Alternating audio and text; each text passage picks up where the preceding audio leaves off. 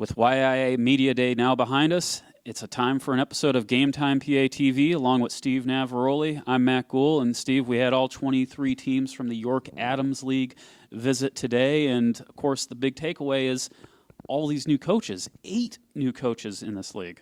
Well, you know, Matt, and it's not just 8 new coaches, but it's, 8 on top of, a year. I think right after we had 6 and 5 the year before. So there has been a lot of turnover as of late, although, admittedly, some of these are the same job as turned over a couple of times. But, one of the things that I took away during our last session, which was Division II, I'm sitting there and I'm looking around. I'm going, you know what, though, while they're new, they really know each other. They're really not. There's not a lot of secrets. And then the first thing is, Andy Laux at York Suburban, of course, used to coach at Kennerdale.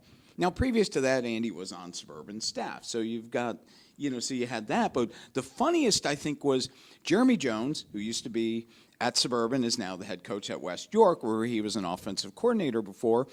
Wayne Snellbaker, the new coach at Dover, of course, was on the defensive staff at West York when Jeremy was there. As an assistant. Obviously, they know each other pretty well, so you're not going to get a whole lot of secrets there. And then the fourth new coach in the division is Steve Wiles, who coached for several years at DeLone Catholic and, had a very successful run. Well, everybody knows him, too. So I really felt that when you looked at these new coaches, especially in Division II, there still is a lot of familiarity. Yeah, also a lot of coaches who are taking over their alma maters. We mentioned Wayne Snellbaker. He's a Dover grad. Yep. Go to Division I, Kyle Sprinkle, the new coach at Spring Grove. He's a Spring Grove grad. Go to Division III, Corey Zortman. He's a DeLone Catholic grad. So a lot of these guys, they know their school. Even though they might be new to the job, they're not new to the facilities. They're not new to the kids in some way.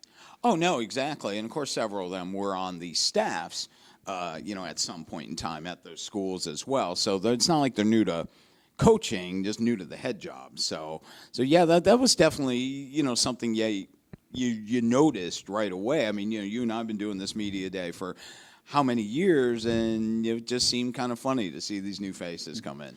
Another big topic on our minds today, of course, is the conversation of reclassification. The PIAA is considering moving from 4 classifications to 6. There's actually three options on the table right now. Stay with 4, go to 6, or go to 6 with a Super 700, which is boys of 700 or more enrollment at a school. They would be 6A automatically. The rest would divide equally. So I took the opportunity to ask a lot of coaches here today, and here are some of their thoughts.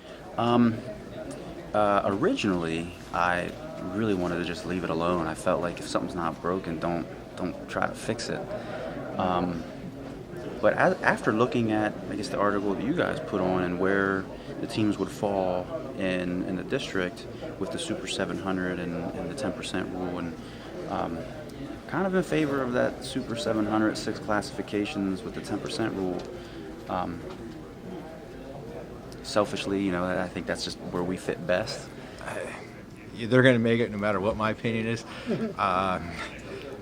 It really is not going to change our opponents as far as when we get to districts. I looked at if they go to the 6 classifications, we're still in with the Manheims, the Cocalicos, the Conrad Weisers, the McDevitt's. So to me, it really has no effect, other than if the numbers will change. So I just hope they do what's best for the kids. It seems like the one popular thing is if they have to cut a week, cut a scrimmage.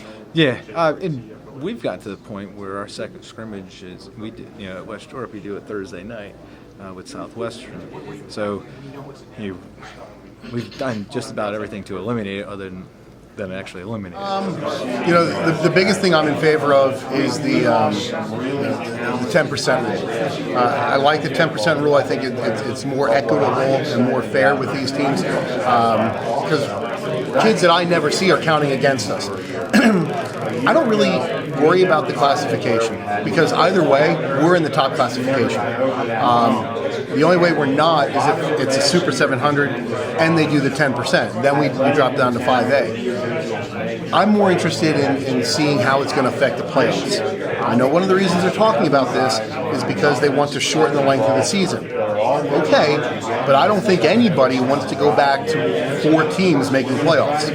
You know, we had years where 8-2, 9-1, 10-0, you didn't get into the playoffs, and I don't think that was a good situation for anybody. You know, I hear people complain sometimes about letting 16 teams in.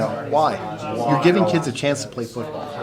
What's it matter if you give another 8 teams a chance to experience playoff football? I'm sorry, this is not the NFL. This is high school sports. I want to see how all this is going to affect the playoffs before I really form an opinion on the classifications. All right. Well, of course, we would be remiss if we didn't bring up, just do an overview of the divisions. Since football is now getting into our minds after this session, Steve, let's start with Division I. Of course, when they came in, Red Lion coach Jesse Shea alluded to it in joking fashion. Everybody's here to talk to Southwestern. Yeah, well, and it's funny you say that because on their way out the door, Kevin Myers, Downstown's coach, leans over and goes, "Let's just hand them the title now and get it over with." Pointing to Southwestern. So, I do think the trend is everybody believes that the Mustangs are going to be the team to beat this year. And you look at that, they probably would be the favorites. I think we've learned the last several years under Myers, you can never count Downstown out. I mean, typically they're going to have the deepest team. They're going to have the most kids out. Shea is doing an unbelievable job at Red Lion. The old Fox at Central is still there. Brad Livingston, that hasn't changed. So, I don't know that we can automatically say, here you go, Mustangs, here it is, but they would have to be the favorites in the clubhouse. Yeah, and that's saying something for a team that also just lost this summer their star defensive end, who is going to be a junior this year, Seth Janney, who's now attending Malvern Prep this fall. So for Southwestern to still be the favorite, that says something about the overall balance of that program and what's going on there. Some other interesting things, too, is Central York. I think that's a team you got to watch out for. They've got always do. You always do, but they've got some experience back at key spots. Of course, quarterback. An interesting thing is Nick Strine will be the full-time starter by himself now. Shannon Valenti, who took over for Nick early in the season while Nick was still rehabbing from a torn ACL injury, his second injury to that knee. Shannon is now at Northeastern. So you look at Northeastern now, an experienced squad. They've got a quarterback battle on their hands. I think the Bobcats just have an unappreciated depth at their skill positions. I mean, last year you and I saw that team go through how many injuries, and yet, how they went through, 4 running backs, and yet the 4th guy comes in as a freshman and runs for 150 yards in his first game. So something in John Skapansky's system is working very well on the offensive side of the ball. A little bit more experience, let's not overlook the Bobcats. And while we talked about Southwestern being a clear-cut favorite in Division I, that is not the case in Division II or Division III. Let's start with Division II. West York is the defending champion. A lot of question marks. Of course, Jeremy Jones is their new coach. Not all the way 100% you can really call him a new coach. Right. But, they've got a lot of skill to replace. Ross Campbell had a ton of yards rushing and passing last year. Tyler Folk, I believe, will be stepping in that spot. The thing you got to like about West York, big line up front. They've got Cadence Thomas back to run the football. Exactly, and you got Terry Canes to catch the football, which is certainly a viable weapon, but he's also a very good defensive player. I mean, I think West York has been established as, the program everybody wants to be like. But you think here's a AAA school. One of these years is graduation finally going to bite them, and somehow they've avoided it for the most part. We'll see this year. I mean, I think we would automatically, we look at Dover under first-year coach Snellbaker. I mean, the Eagles bring back a lot. A team I really like in this division, though, is York Suburban. They got a ton of skills back, but as I was talking with their coach, Andy Laux, he's looking at me saying, I know we have skills back. But most of our line is back, too. 4 of their 5 starters. 4 of the linemen that are back this year started all 10 games last year. Trojans are looking pretty good as well. But I think this is really tough to call. I'd say I like Dover. I like Suburban. I couldn't pick it between the two. I guess I was asking Thomas Merkel about the line, too, and he said some reporter just asked him about it. I'm assuming you're that some reporter. I would assume so. But, yeah, I would agree. I like Dover a lot, too. This team, Wayne Snellbaker comes in there. I think he can really get to with the kids. They're changing from a wing tee to a spread on offense, and that's a pretty drastic change. at the same time, I feel like it's an appropriate change for who they have and what they have. Duran Ledbetter even admitted, he's like, hey, I'm a running back, but I'm actually excited for this change. So that says something right there, I think. And to reverse that down to Susquehannock, where Steve Wiles is taking over, because they're going from a spread to a wing T, and Wiles ran the wing T with a lot of success for a lot of years at DeLone Catholic, and before that at Hanover. But in talking with their quarterback, Josh Stoneberg, who obviously is not going to throw the ball as much. And he said that, and he looks forward to it because he also sees a lot more options for play action, options for him to tuck the ball and run as compared to just having the rush put on him constantly. And, it's pretty interesting that, here's a guy who's probably not going to have the passing numbers he had last year, and is looking forward to running a wing T. Yeah, and speaking of Steve Wiles, we mentioned his former school, DeLone Catholic in Division III. That's a team that's got to be feeling pretty good about itself. It's got Tavian Dorsey back, hopefully for a full season. Brian Schermeyer will be the quarterback this year. He played a lot for Jake Wiles, Steve's son, while he was recovering from an ACL injury. And, Corey Zortman's the new coach there.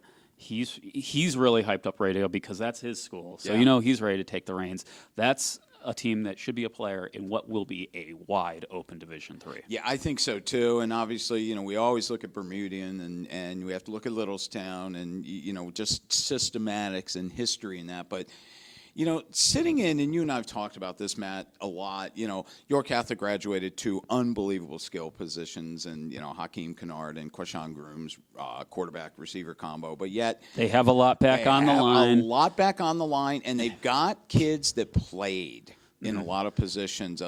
Daniel Kimmick, who was their sophomore that played a lot of receiver and stuff like that last year, he slides over in the quarterback spot. And, even last year, I remember asking Eric Depew about this, their coach. He even said to me that he thought, Daniel Kimmick would be primed for that spot. And I think when you have an idea there that you're going to make that change, you got to feel pretty good about it, and I think they do. Absolutely, and Brennan at tight end, that's a big factor that they're really looking forward to. Well, actually, Luke Brennan told me today he plans on playing more, not just tight end, but some slot, being a motion split end. He plans on doing all the stuff that Quashawn Grooms did last year for them, number 21. So that's going to be something to watch for. And, of course, Biglerville, I think is probably one of the teams that if you had to pick a favorite, they might be the favorite going into it. I asked Coach Alex Ramos, about that when I looked at the sheet he had, and a lot of coaches will bring a sheet, graduated, returning, and I said, wow, this is just the opposite as last year where you graduated everybody off a very good team and had few returners. Now you're on the opposite. I bet you like this better. And big smile came to Alex, and he said, this is the much more fun way to go into a season. Well, a lot of teams are feeling feeling good about themselves right now. So we're about 2 weeks now from the first day of practices, and soon after that, there will be games. And, that first week of practice tends to be a lot of fun. And, we usually get out, get some video done and that, and you kind of see how the atmosphere, then it feels like football. Today was a day in an office with food and everybody talking and having a good time. It'll really seem like football in 2 weeks. Well, it'll be here before you know it. And everyone, thanks for watching this episode of GameTimePA TV. We'll see you later.